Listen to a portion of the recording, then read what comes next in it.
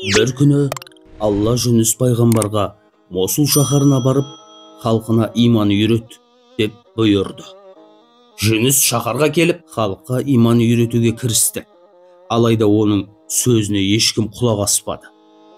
Пайғамбар ел жұртына ренжіп, қаладан кетіп қалды. Жүре, бір теңіздің шетіне ілікті. Кемеге мініп, сапарға шықты. Кенет қатты дауыл тұрып, қалың тұман торлады. Сол кезде кемедегі бір қарт: «Әу, жараңдар! Бұл Құдайдың бізге жіберген зауалы. Арамызда Алланың әмірін тәрк қылған біреу отыр. Содан құтылмай, бұл апаттан аман қалмаймыз», деді. «Ол менмін», деді Жүніс пайғамбар. Оны танитын кісілер: «Уа пайғамбар, олай демеңіз. Бізді бұл апаттан сіз ғана құтқарасыз», деп жалынды. Жүніс оларды тыңдамай суға секіруге әзірленді. Құдай Залуха атты балыққа: «Тез барып, қолым Жүністі жұтты, қарныңда саламат сақта. Байқа, аманатқа қиянат қылма», деп әмір етті.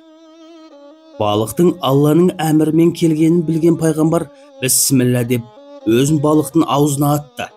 Сол сәтте Құдайдың құдіретімен балықтың қарны мөлдір затқа айналып, сыртқы әлем айнадай көрініп тұрды. Жүніс біресе жылап, біресе күліп тұрған бір кісіні көрді. «Бұл кім?» деп сұрады. «Жебірейіл періште. Бұл ібліс малғұн. Момындар тәубе қылса жылайды, күнә қылғандарға қуанып күледі», деді. Бір кезде адамның 62 тамырын иітіп, жан жүрегін елжіретер керемет әуез естілді. Пайғамбар: «Бұл ненің дауысы?» деді. Періште: «Бұл балықтардың зікірі. Олар Тәңірі тағаланы толассыз пәктеп, оған мақтау айтуда», деді. Жүніс Құдайға тәубесін күшейтіп, Аллаға көп мадақ айта бастады. Жүніс осындай халде 40 күн жатты.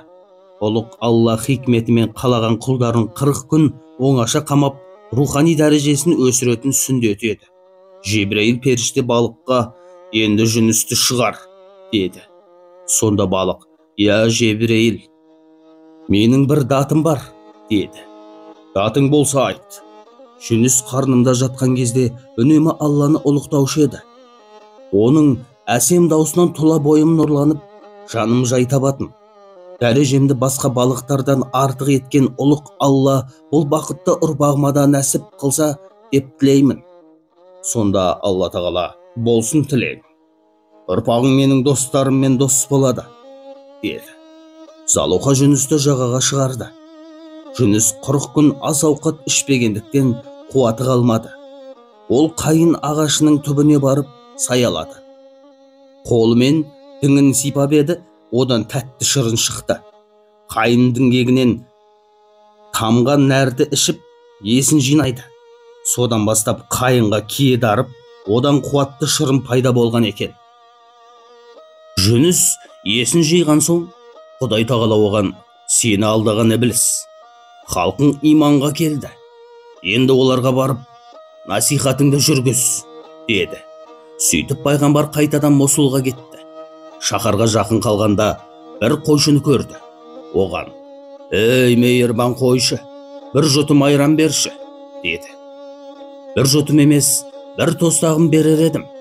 Жүніс пайғамбар елден кеткелі малдың бәрі суалды», деп мұңайды қойшы. Пайғамбар отыра қалып, бір қойдың жонын сипап еді, сүт бұлақтай ақты. Оны мейірі қанғанша ішіп, қойшыға: «Бар, Жүніс пайғамбар оралды деп сүйінші сұра», деді. Патша халықты ертіп, Жүністің алдынан шықты. Оны алтын ерге отырғызбақшы болды. Бірақ ұлық болса да кішік болуды ұмытпайтын Жүніс алтын ерге отырмай шаһарға жаяулап кірді. Пайғамбар жұртқа рухани ілім үйретіп, мағыналы тіршілікке бет бұрды. Ұлық Алла Залуханың ұрпағына да зор дәреже нәсіп етті. Жүсіп пайғамбар теңіз жағасында жалаңаш тұрып, дәрет алып шомылғанда қаптаған балық қалқалап пайғамбардың денесін тірі жанға көрсетпеді. Сүлеймен пайғамбардың жүзігін де жоғалтпай аман сақтаған Залуханың ұрпағы еді.